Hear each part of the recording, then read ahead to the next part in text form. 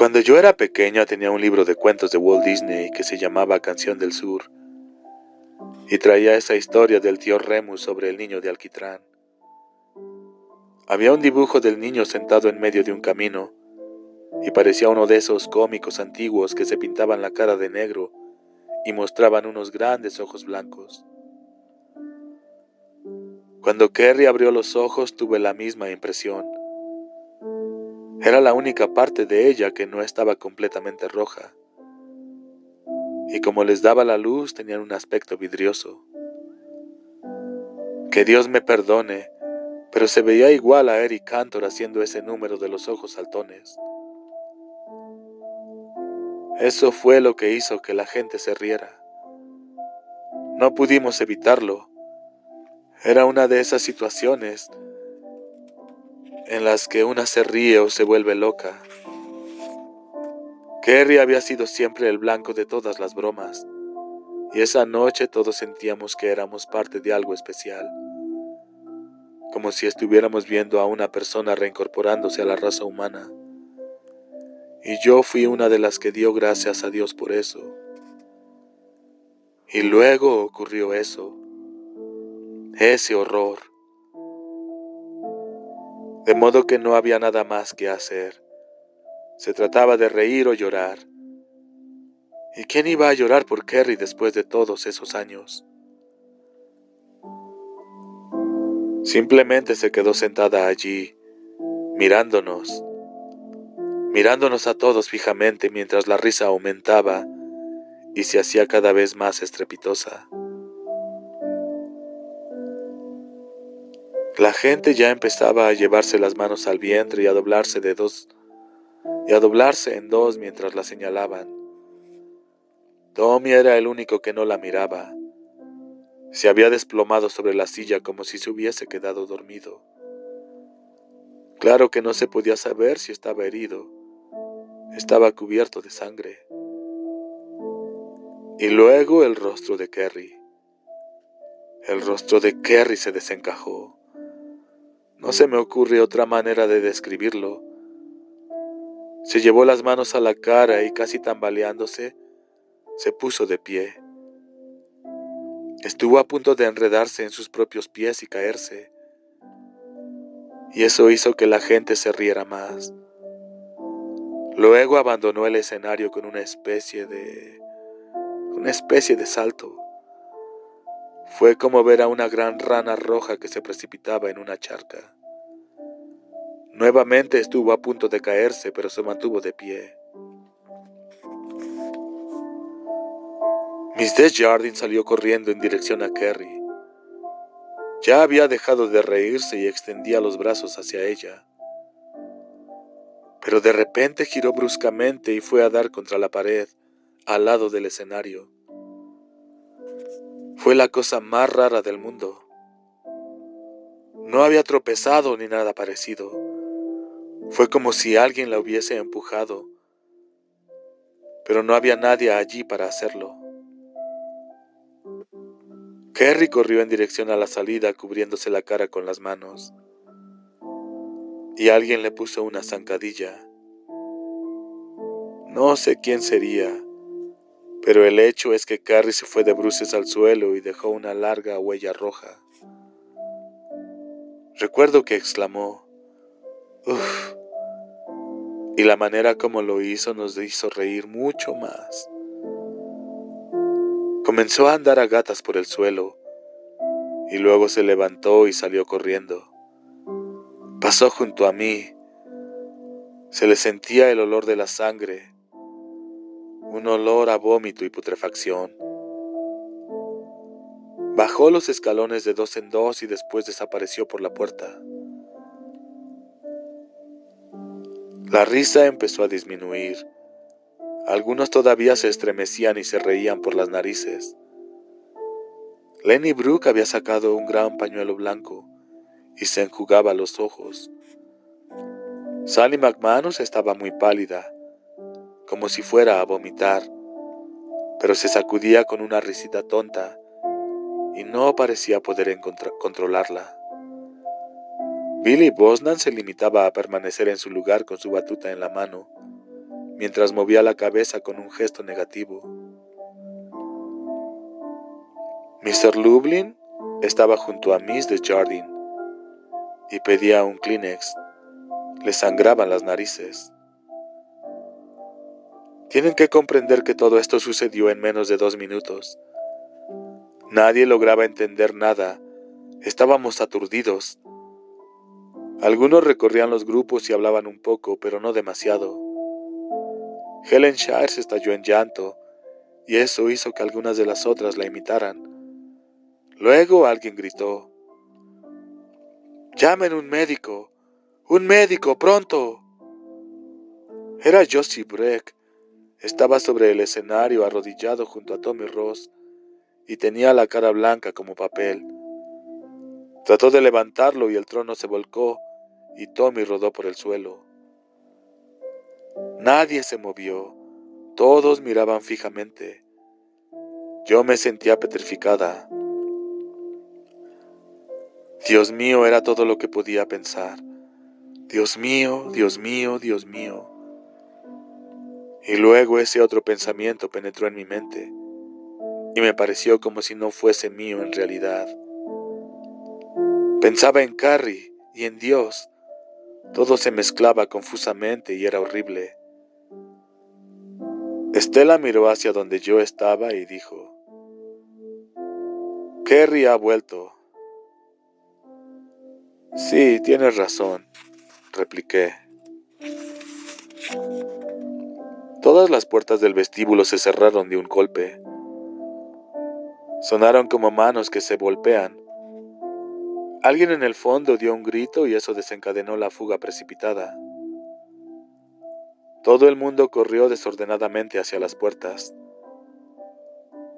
Yo me quedé allí sola, inmóvil, sin poder dar crédito a mis ojos, y cuando miré un momento antes de que llegaran los primeros y comenzaran a empujar, vi a Carrie mirar hacia adentro, con el rostro manchado como un indio pintado para la guerra. Estaba sonriendo. Empujaban las puertas, las golpeaban, pero no se movían. Como aumentaba el número de los que presionaban contra ellas, alcancé a ver que los primeros que habían llegado eran aplastados contra ellas, y jadeaban y gruñían, pero no se abrían. Y esas puertas jamás habían estado cerradas. La ley lo prohíbe. Mr. Stephen y Mr. Lublin arremetieron contra el grupo y comenzaron a tirarlos hacia atrás, tomando chaquetas, faldas, lo que fuera. Todos chillaban y se escurrían como ganado. Mr. Stephen abofeteó a un par de chicas y dio un puñetazo en un ojo a Big Mooney. Les gritaban que salieran por la puerta de emergencia de la parte de atrás. Algunos lo hicieron. Esos fueron los únicos que sobrevivieron. Fue entonces cuando comenzó a llover. Por lo menos eso fue lo primero que pensé. Caía agua por todas partes. Levanté la vista y vi que todos los irrigadores estaban abiertos. El agua caía sobre la cancha de baloncesto y salpicaba en todas direcciones. Josie Breck gritaba a los muchachos de su orquesta que apagaran los amplificadores eléctricos y los micrófonos, pero todos habían desaparecido. Bajó del escenario de un salto. Cesó el pánico frente a las puertas. La gente empezó a retroceder mirando hacia el techo. Oí que alguien, creo que Don Farman, decía: «Esto va a arruinar la cancha». Otras personas se acercaron a ver a Tommy Ross. Me di cuenta en el acto de que lo único que quería era salir de allí. Tomé la mano de Tina Blake y le dije: «¡Corramos, deprisa!». Para llegar a la salida de emergencia había que atravesar un corto corredor a la izquierda del escenario. Allí también había irrigadores, pero no estaban funcionando, y las puertas estaban abiertas. Alcanzaba a ver a algunas personas que salían corriendo, pero la mayoría de los asistentes permanecían de pie en pequeños grupos, mirándose y parpadeando. Algunos observaban la huella de sangre que había quedado en el lugar en que Kerry se había caído. El agua empezaba a borrarla. Tomé el brazo de Tina y comencé a empujarla hacia la salida. En ese mismo instante se produjo un enorme destello de luz, un alarido y un ruido espantoso por los altavoces.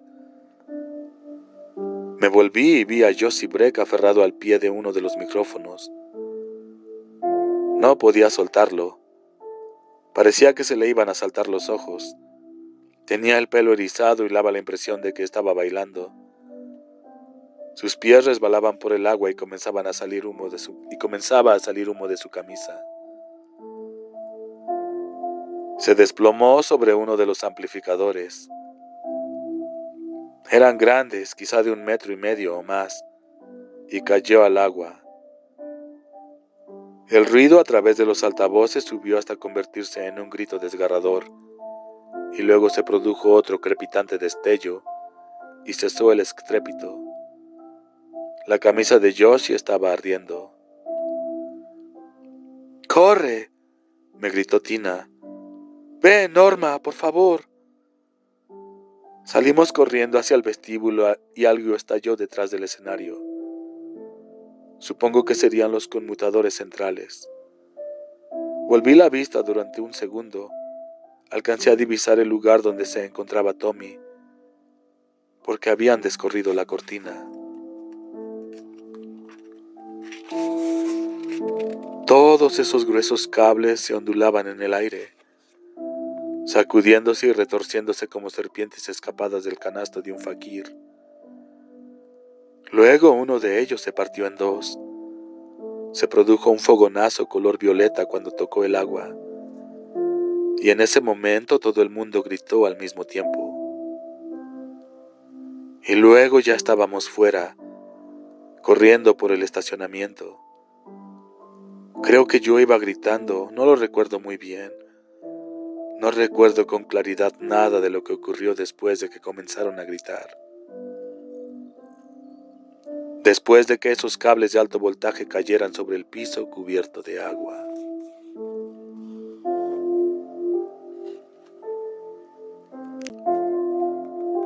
Para Tommy Ross, que solo tenía 18 años, el fin llegó rápida y misericordiamente, y casi sin dolor. En ningún momento pudo darse cuenta de que ocurrió algo de importancia. Se produjo un ruido metálico que él asoció momentáneamente con un recuerdo de infancia ocurrido en la granja de su tío Galen. Se cayeron los baldes de la leche. Y luego con la orquesta que se encontraba más abajo. Alguien dejó caer algo. Alcanzó a vislumbrar el rostro de Josie Breck que miraba un punto sobre su cabeza. ¿Qué pasa? ¿Tengo una aureola? Y en ese momento lo golpeó el baile que contenía todavía la cuarta parte de la sangre. El borde exterior del fondo lo golpeó en la cabeza y perdió rápidamente el conocimiento. ¡Oh, eso me dolió! Todavía estaba tumbado sobre el escenario cuando el fuego que comenzó con el equipo eléctrico de Josie y sus lunáticos alcanzó el mural y luego se extendió por la madriguera de ratones llena de viejos uniformes, libros y papeles que se encontraban detrás del escenario, en la parte superior. Ya estaba muerto cuando estalló el depósito de combustible media hora más tarde.